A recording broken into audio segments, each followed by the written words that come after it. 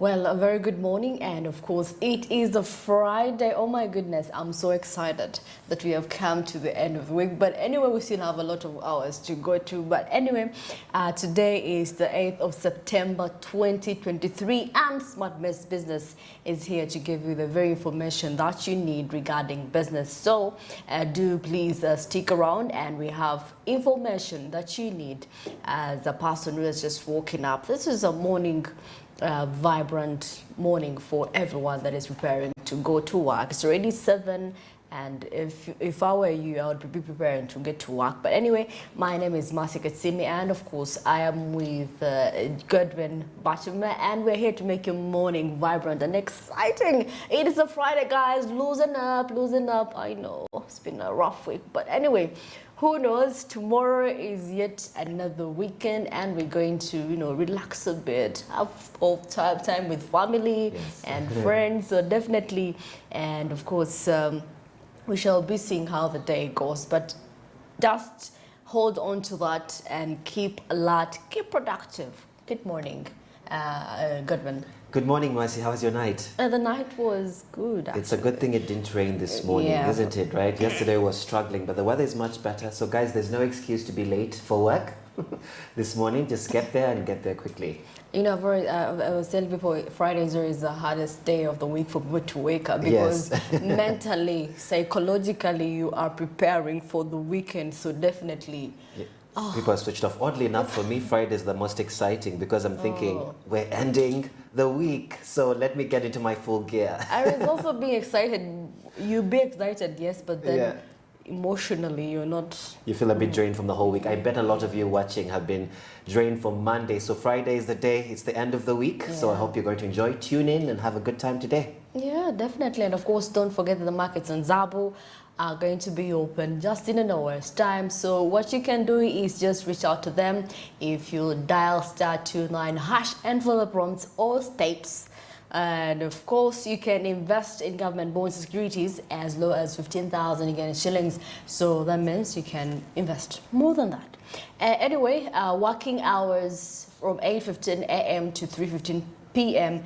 every Monday to Friday, except for public holidays and weekends. So definitely tomorrow, Zabo is not going to be operational, and whichever public holiday that we have this month is still going to be operational.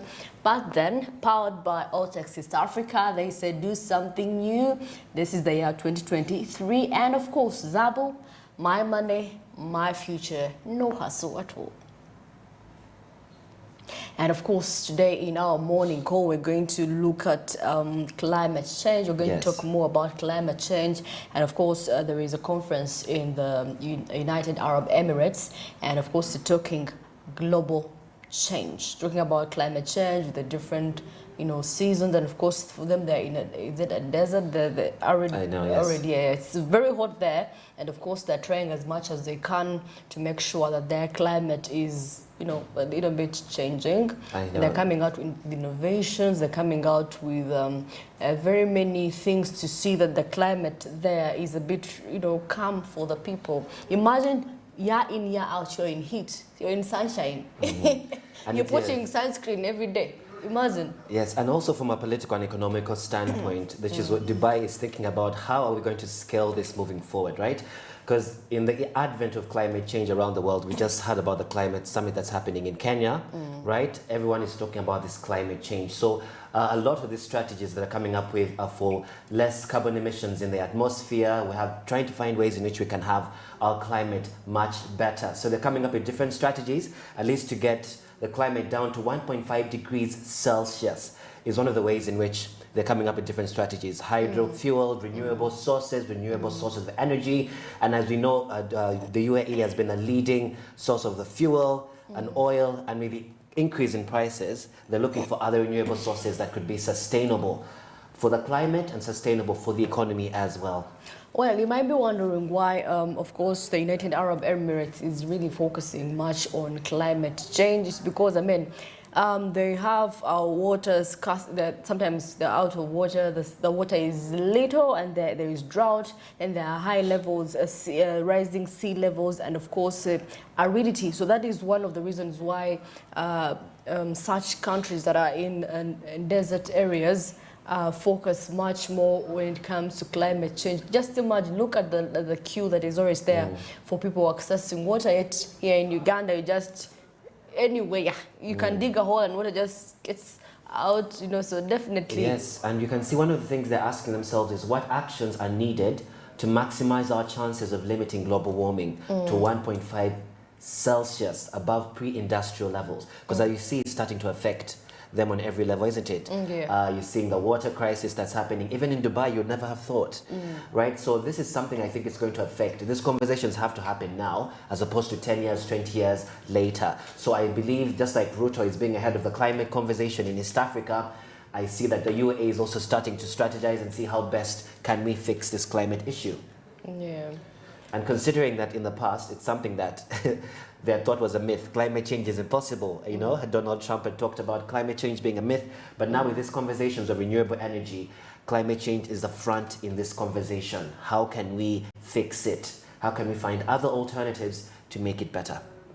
Yes, and of course, having discovered the carbon carbon trees in Kenya, so that means Dubai is going to partner with it mostly, Yes. because I mean that is where they're affected.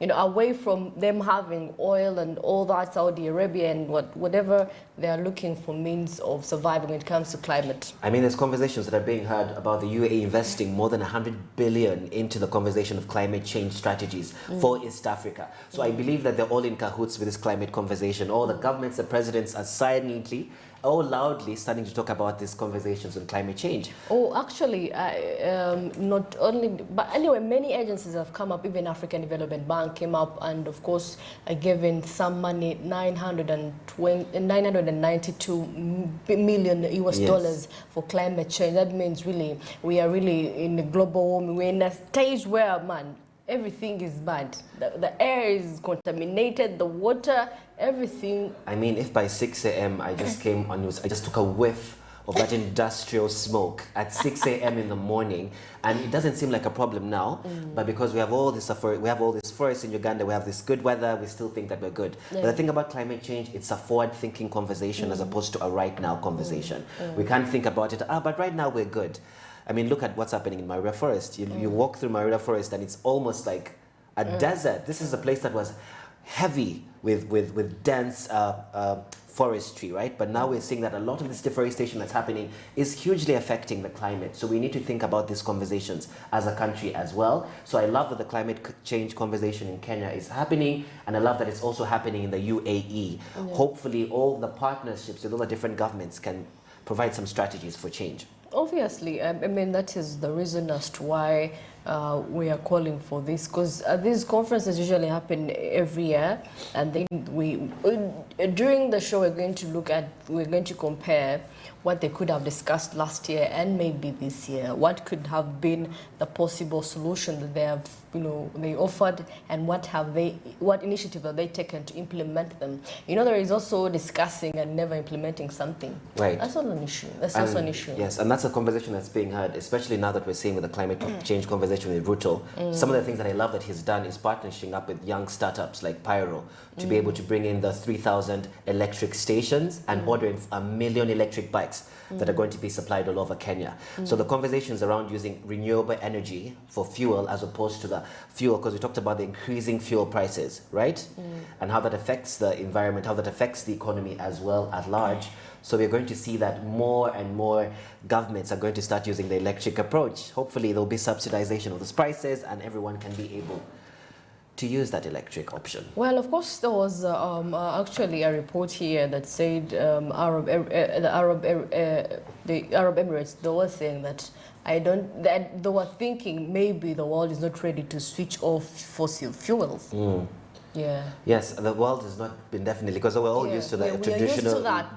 We're used to that. So fuel. Transitioning is going to be a little bit hard. It's going to take a lot of sensitization. Yeah. And people ask me all that, what are some of the solutions we can have on an individual level to affect climate change, right? Because most people would think climate change, that's a government conversation. Oh my goodness. But it's also a domestic, it's an individual conversation.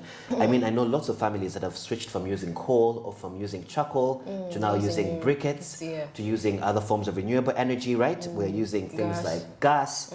So this is a way in which we can start to pull away from cutting our trees, affecting the environment, and looking for other options. But I promise you, a lot of Ugandans still believe, oh my God, I still need charcoal. Charcoal cooks all the way through. But unfortunately, if we can't think on an individual level how we affect the environment around us, then we are doomed. So we have to start taking on, from an individual level in our homes, how can we start using local resources, right? And recently, last year, there was an energy week that was held where there were so many options surrounding what we can do with options for fuel, right? Like the briquettes. We're seeing a lot of local companies now starting to bring the briquettes. If we can all start to invest in that as a community, and here it'll be cheaper. briquettes do more than charcoal. You can put in one briquette and it can cook like for hours. It cooks for hours. So one of the issues people are finding and is it's affordable. It is, it's affordable. We need to start looking at those options and stop thinking, oh, the charcoal has been taken away. Remember when the Kavera ban had happened? These are all ways in which we can start to affect. Adapting to paper bags. The Kavera ban happened here in Uganda, but shortly after, I don't know why it was pulled back. But this is some of the things that were good options that can start to affect the climate. Because you know what Kaveras do to the ground. You know what I mean? It makes it impenetrable, so you don't find the water. It's easy to percolate. We're struggling with plastics. We're struggling with plastics all over the place. We're struggling with waste that we can't dispose of. So it's not easy to this non-biodegradable waste. So if we can start to incorporate and be serious about the laws surrounding the Kavera ban, surrounding using briquettes, surrounding the charcoal ban, so we can start to use other renewable options. These are steps, small steps that we can take to start to affect climate change that can also affect the economy at large. Wouldn't you agree, Marcy? Yes, I would definitely agree. But of course, we shall be dissecting much more on this UN, this climate change that is happening in Dubai, though it is yet to commence it will commence in November to December. Yes. But then, of course, talks, various nations are going in, to have talks on how maybe they can, for now, yes, as they wait for November to December, how they can see how they can combat this whole thing of climate change. And ultimately, Marcy, let's be real, it comes down to money, right? One of the reasons why the conversations around climate change are happening is people are thinking, how lucrative can it be for us as a nation? I'm pretty sure UAE is thinking, if I invest in this conversation surrounding climate change around East Africa, around Africa, they're thinking, how can that be options for us? Because as you know, carbon credits are worth a lot, right? A lot. Just carbon credits are going to be worth millions because they're the big players we talked about, like Netflix, like Shell, that need that for their greenhouse write-offs, right? Set-offs. So they're investing a lot in those carbon credits. They're really going to invest a lot. Just imagine what Kenya has is what Uganda has. Do you know the kind of money we're going to be receiving? So definitely we have to find where our strength is. That is what Ruto is doing, finding where the strength is. And what Ruto is doing is he's allowing us to know that, listen, these carbon sinks are gold mine. So if as an African community we can come together and all these countries with carbon sinks can start to realize this is gold. It's worth its weight in gold more than actual gold. So I love the conversations around that. We're finding other alternatives to be able to make money for the economy. Well, of course, that said, and we shall be, like I told you, we shall be dissecting this whole topic of climate change, how it's affecting our different nations, even globally. So definitely you should stick around and listen in.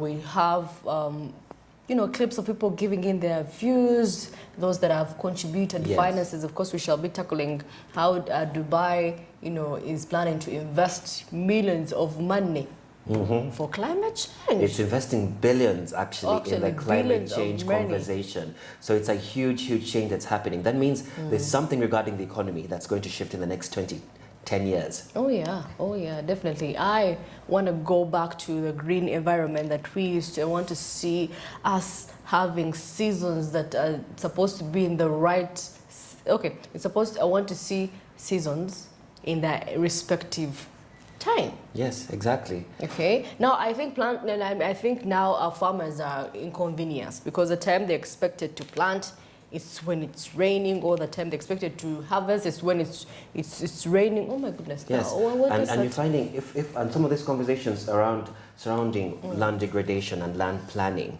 are some of the things that the government needs to have conversations about. They were proposing for a ban of charcoal use. Yes, but people are still adamant. They don't want to I think they didn't really listen to the penalties that they're going to face. And also, really. it's a sensitization around charcoal, because a lot of if you go to, let's say, Mama Fiona in the corner who's making food and local food, she's thinking, but my charcoal lasts me all day.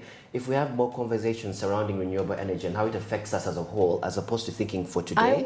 I want us to do a survey actually for people. We compare a person who uses briquettes and the one that uses charcoal. Yes. You'll find the one that uses charcoal can buy a sack, maybe if they're into hotel management, whatever it is, and business, you'll find that they use a sack of charcoal within a week. Someone with briquettes will use like 2 briquettes.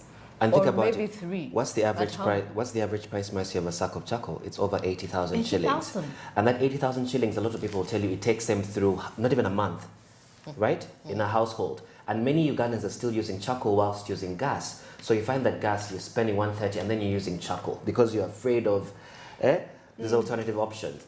I mean, there are places in Uganda, people like Salad Master, who are incorporating ways in which you can cook food without using oil, while using little gas. If we can educate ourselves on ways in which you can use less energy in our homes, we'll be shocked that we can save more money. Because 80,000 every month that's going, just because we're stuck in our old ways, we're starting to lose money.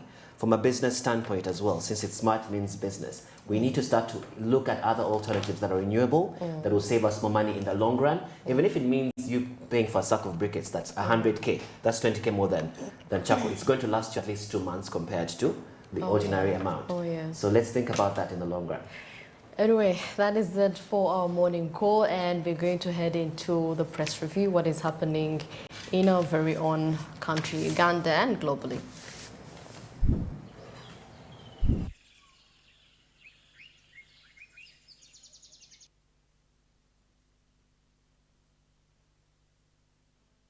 Well, of course, last night and today morning, good news for the people of Busoga region. Is it a region or a district? It's a region. Is it a region? Ginger. We guys, Busoga, yes. happy for you. Congratulations upon again to have a queen. And I beautiful, can say, yes, beautiful. She's a very beautiful queen. I believe goodness. she's called Jovia. Inebantu Queen Jovia Mutesi was revealed. And this is beautiful because we're seeing here, they're saying the unveiling of the queen signifies completeness for the Busoga people, as it brings a sense of fulfillment and cultural significance. Oh my God. With the presence of their Inebantu Mama Busoga. So congratulations to Busoga. The queen is beautiful. We're looking forward to official coronation. That's happening soon. People are jubilating, and Busoga known for being vibrant. Very vibrant, and clearly very beautiful ladies from Busoga. We're our Miss World, isn't it? Yeah, Abenacho. Who did us very, very proud. So Busoga, good on you guys. Well, of course, in the new vision, Museveni issues new security measures, and of course, he wants landlords, hotels must ask for national IDs. Okay? So, henceforth, for security reasons, you have to hand in your ID. That's your landlady, if you're going to purchase a house or maybe you're going to rent a house, you're going to ask for your national ID. Who are you? Where are you from? People are actually having people that are not citizens of Uganda, and that is why there is a lot of insecurity that is happening with the bombs that are being reported. Right. And we're finding that, listen, in Uganda, you can't function without your national ID. If you lost your SIM card now, you need your national ID, right, in your names. So I think for all those that have lost their SIM cards that need replaced, you have to have that replaced, because now it will affect where you move or live, right? Because we're seeing no entering hotels, worship areas without IDs. Wow, church. Even worship areas, can you imagine? So because this is we talked about the security risk that's been happening and how that might affect business, restaurants, the insurgencies that we're worried about. So this is a very good measure to be able to curb who is where and who is where. One thing I appreciate with President Museveni is when it comes to risk and a risk assessment for the country, he's on top of it. When it comes to security, yes. he knows. I mean, because people are converging in churches, think about it, you have over thousands of people in one place. It's good for a president to know the lifestyle of his citizens, really. He knows Ugandans love to be in congregated places. We love to converge. We're always converging in large spaces, we're converging in restaurants, converging in hotels, converging at bars. I mean, Friday is here, it's almost the weekend. So I can imagine how everyone is so excited. We must be careful. Please move with a copy of your national ID wherever you go, and just be careful as you enter these premises, because security is at risk, and there are people out there at large who are trying to affect the security and the economy. So be on top of it. Well, South African leaders commend Museveni on development. That was during the Uganda-South African summit. Yes. Well, of course, a delegation of South African ministers thanked President Museveni for being an exceptional leader who has steered development in Uganda. And of course, the ministers also extended greetings from the South African president, Cyril Ramaphosa, and thanked the two heads of states for their commitment to promoting the bilateral relations between the two nations. So this is huge. It couldn't be a huge partnership for the two countries, and I love that the move that Museveni is making, being able to partner up with South Africa, because there's so much we can do for each other on an South economical Africa level. is into the BRICS, so you don't know the kind of opportunities that could be in there for us as Uganda. Massive growth opportunities and a huge merging, right? Yeah. And I'm also seeing here in the national news, government reports decline in deaths of mothers or babies. So Minister Jenna Cheng spoke with the press yesterday. She says, I must congratulate all Ugandans, and our development partners UDHS 2022 findings come at a time when we are undertaking various health programs and reforms. This is huge for the health industry, that we're having a decline in the death of mothers and babies. So there's a huge improvement in the health industry. Still at PSFU, yesterday we had a story about PSFU. Ever since the high-level East African business community, and of course talking about investment, PSFU, and of course there were particular the role of the private sector in all this, in East African integration, maybe Africa, inter-Africa growth. So PSFU is making wonders. You know, yesterday it was youth, now it's entrepreneurs. They seek to grow entrepreneurs, businesses, and of course here we see ICT training program to boost female student skills. ICT is actually really important in the area we live in. I'm very happy to hear that, because a lot of these industries have been underserved regarding the women, right? They've been so afraid to enter industries like the engineering industry, ICT. So we need to have a lot of people in that sector. So that's going to be very good, especially boosting that entrepreneurship space. Good. So it's good what the private sector is doing. That is what actually the budget, this year's budget was about. You know, we're focusing more, involving more of the private sector, because I mean they're contributors of the economy, huge contributors when it comes to economic development. So definitely we need them. They need to support us. We have to support these industries. And another serious conversation surrounding, we still talked about people injecting AIDS drugs into animals. Another conversation here about NMS blames drug abuse on HIV positive persons. So we're seeing revelations that some Ugandan farmers are using antiretroviral ARV drugs to treat and fatten pigs and chicken, has put the National Drug Authority and national medical stores on the defensive, with the lawmakers adding to the pressure. This is such a huge accusation. Can you imagine? What bothers me is that they knew, and of course they never said anything about it. Now that it's in the papers, they are defensive about it. I know. Why would you? This is a huge accusation, because now we're be controversial now. Because now we're worried about what's going into our food, right? Anyway, right now, of course, we're going to be giving you the traffic updates, and we are joined with Andrew Barije to give us what is happening right there. Today is a Friday. I'm not seeing any cars moving. Where people are? People are still in their bed sleeping. Anyway, Andrew, you can drive us and tell us what is happening right there where you are. Have a good morning. How are you? Yes, thank you very much, Goodwin and Mercy. A very good morning once again. This is Smart Means Business, the traffic hour, definitely, as we get to understand what is the traffic situation on the different junctions that is in the city center. And today we are standing here at the Kira Road junction, and of course with quite a number of routes, as you can see just beside me, on the forward of me, quite a number of them quite very busy, and a number of pedestrians actually today on a sunny morning like this. There are quite many here. It's quite unusual. Maybe it's because it's a holiday. Well, now to kickstart off our traffic journey in here, if we can stretch back all the way at my back end, that is the Ntinda-Bukoto route, you can actually get to see the vehicles have been held. So the chances are high that actually when you are coming in from Bukoto, you're coming in from Tinda, you will spend about 5 to 7 minutes, of course, in the congestion before you're set free. But of course, despite the fact that you can see them being set free to head to the different destinations, well, they have been there since we came for this. Even before we came for this broadcast, they had been held there for a space of about 5 to 7 minutes. Now, majority of them definitely are heading to the city center, as some are branching off to the Kira Road, but others are proceeding to the Lugogo bypass, this route that is quite adjacent through, that crosses, that is there and links up to former ShopRite, that side area. So that is the situation, as you can actually really observe. But I think you just need to be patient a little enough, unless you have quite a very quick appointment when it comes to your schedule that is there for the morning. But otherwise, it's quite mild. It's in motion.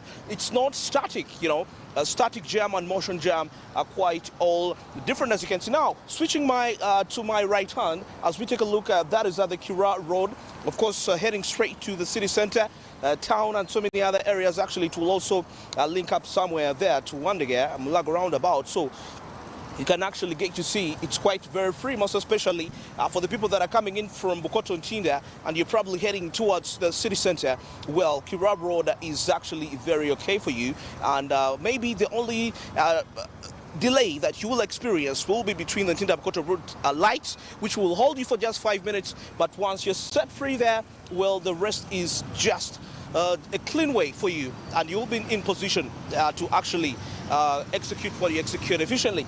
Now, heading back to the Lugogo bypass, now here we are looking at the vehicles that are coming in from probably some are coming in from Bugolobi, but they linked up to the Lugogo bypass. Some came from Nakawa, and they are linking to this Lugogo bypass because it's quite the quickest shortcut, and also especially for those that are heading towards Tinda. Yes, so you can see here you will be only delayed for about 4 to 5 minutes. Yes, 4 to 5 minutes interval, and I believe that is quite enough time for you to be patient enough. That is to go and execute here different businesses, you know, depending on your schedule that you actually have. And of course, today, remember that we are having celebrations of the president of Uganda, that is President Yoweri Museveni, and some of the roads have actually been blocked, most especially for the people that are likely to use the Kololo route and, you know, coming into these areas. So I want you to have that in mind as you're traveling, that is to the city center, or you're leaving the city center and you're heading to other suburbs of town. You should have that in mind, that some of the routes have actually been blocked, most especially if you're likely that is to use Kololo around those areas straight to the city center. But anyway, that is the situation like here. My overall observation, according to this, if you're coming to any of these routes, if you're using these routes that are connecting to this junction, I can guarantee you that actually you'll be in position to reach in time. 4-5 minutes, the maximum minutes that you will be held is just 6 minutes before you're set free to go and execute your different schedules. Well, that is it for the traffic updates for this hour. I'm Anju Babrije, and now this time let's get back to studio with Godwin and Marcy. Thank you, Andrew Barije, for that insightful report. For those that are heading to Lugogo, those that are heading to Ntinda, I mean, the traffic is not that much, it's moving, so definitely you'll go to your destination. Even those that are going to the city center, you know, people are a bit relaxed. On Friday, people go at 10, you know, chill-ish, yes. Work for like 5 hours, then head back home, you know. Yeah, basically people are switched off. As soon as it gets to Friday, they're like, listen, I've worked since Monday. I do not need to be at work so early. So the roads are clear, guys. You can now move. They've been clear since morning, so there's no excuse. Yeah, and of course, before we go in for a short commercial break, of course, don't forget that the markets in Zabu are going to be open any minute from now. That is about 30 minutes from now. So definitely you can invest in government bonds, securities, if you join Zabo. And of course, how do you do that? Just dial *29# and follow the prompts or steps. You can invest as low as 15,000 Uganda shillings. 15,000 Uganda shillings. That's the lowest price you can go for. And of course, working days, Monday to Friday, except for public holidays, and of course the weekend is the no-go area for Zabo. They're also on a break, so definitely if you want to reach out to them from Monday to Friday from 8:15 a.m. to 3:15 p.m. That is approximately 6 to 7 hours of work. So there's no money, no hassle. So my Zabo says, my money, my future, and Autox East Africa says, do something new. It's the year 2023. And of course, Smart Means Business goes for a break, for a short breather. We shall be right back.